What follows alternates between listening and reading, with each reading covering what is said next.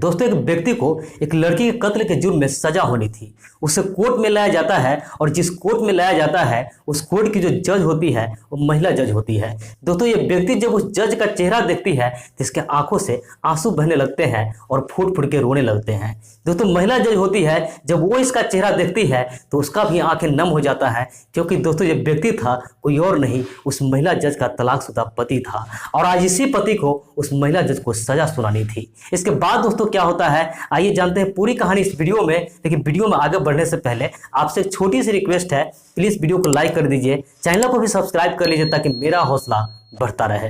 तो दोस्तों, एक कहानी है उत्तर प्रदेश के गांव की और जो लड़का होता है उसका नाम सतीश होता है। सतीश का जो पिताजी थे वो गांव में बहुत ज्यादा पैसे वाले थे, तो जो लड़का था अपने पिता के पैसों पर ऐश करता था। ये ज्यादातर दारू शराब पिया करता था, इसको पढ़ने में बिल्कुल ही मन नहीं लगता था और इसको बहुत सारे गर्लफ्रेंड थी, उस सबके साथ बहुत ही ज्यादा मौज मस्ती करता था।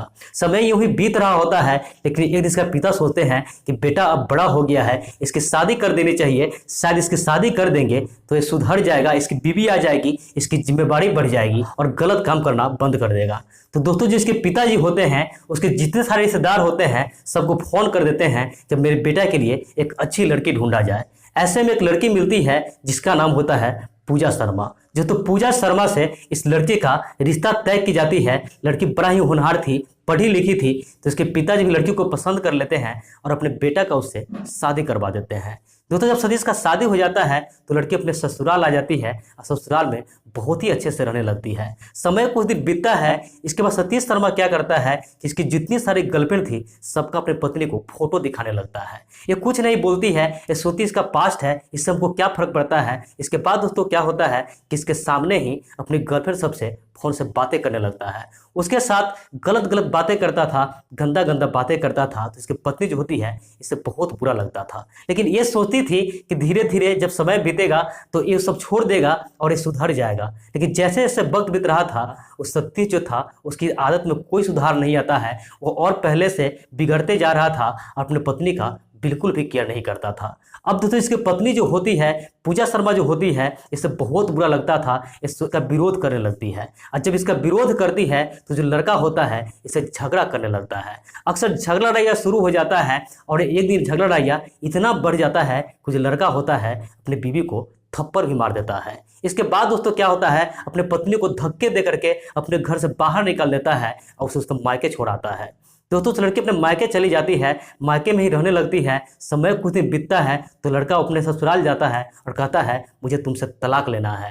दोस्तों, उस लड़की जो होती है उससे कुछ भी समझ में नहीं आ रहा था कि क्या बोल रहा है, लेकिन जो लड़का था वो बिगड़ा हुआ लड़का था, वह भी झगड़ा रहिया करता है, अपने पत्नी को तलाक देने के लिए मजबूर कर देता है। दोस्तों, जो लड़की होती है तलाक लेने का स्वीकार कर लेती है और फिर दोनों का तलाक हो जाता है। इसके बाद दोस्तों क्या होता है कि जो पूजा शर्मा होती है अपने में ही घर पे रह करके पढ़ाई शुरू कर देती है और इतना मेहनत करती है, इतना मेहनत करती है कि दोस्तों एक दिन वो जज बन जाती है।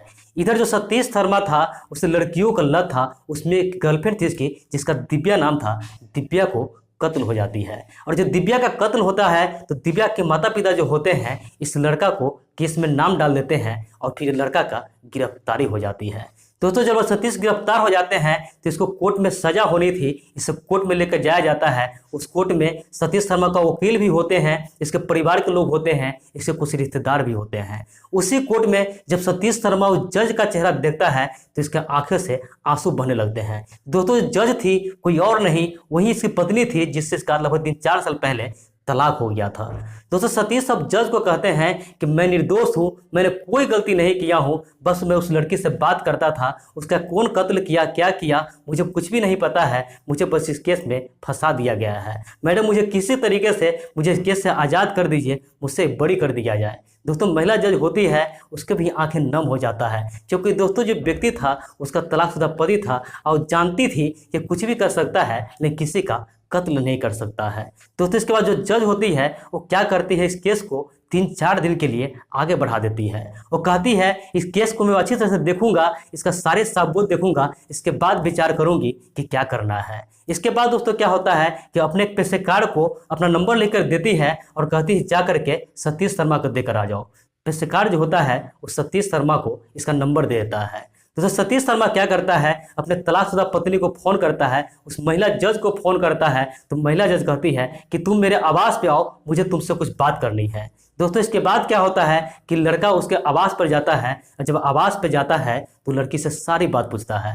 तो ये कहता है कि मैं उस लड़की से बात तो करता था, वो मेरी गर्लफ्रेंड थी, लेकिन मैंने उसका कत्ल नहीं किया, मैं निर्दोष हूँ मैडम, आप मुझे बचा लीजिए। दोस्तों उसका पैर पकड़ना चाहता है, लेकिन पैर नहीं पकड़ने देती है। इसके बाद दोस्तों ये कहती है ठीक है, अगर ऐसी बात है तो तुम भले मुझे धक्का देकर निकाला था, मुझे भगा दिया था, लेकिन मैं तुम्हारी मदद करूंगी, मैं तुम्हें बचा लूंगी। तो उसके बाद ही कहता है कि आप मेरे से शादी कर लीजिए, अगर आप चाहे तो आप मेरे साथ रह सकती है। तो तुम महिला जज होती है, इसे साफ साफ मना कर देती है कि तो तुम सोचना ही मत, क्योंकि तुमने मुझे तलाक दे दिया है और मैं तुमसे दोबारा अब शादी नहीं करूंगी। हाँ लेकिन इस केस से अगर तुम निर्दोष हो तो मैं पूरी कोशिश करूंगी कि तुमको इस केस से रिहा करवा दूं, तुमको इस केस से मुक्ति दिलवा दूं।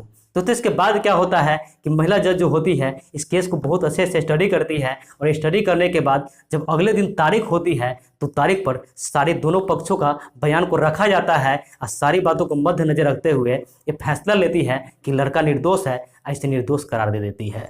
दोस्तों जो लड़का होता है अपने घर आ जाता है और अच्छे से रहने लगता है, लेकिन इस लड़का को इस चीज के लिए हमेशा अफसोस रह जाता है कि जिस पत्नी को मैंने धक्के देकर निकाला, आज वही पत्नी हमको सजा होने से बचाई है। तो दोस्तों इस कहानी का मकसद किसी की भी धर्मीय भावनाओं को ठेस पहुंचाना नहीं था, बस समाज में हो रही ऐसी घटनाओं से सावधान करना था। तो दोस्तों पूजा शर्मा जो की वो सही की या गलत की, आप हमें कमेंट करके जरूर बताएं। तो मिलते हैं ऐसी किसी नेक्स्ट वीडियो में, जब तक के लिए जय हिंद, वंदे मातरम।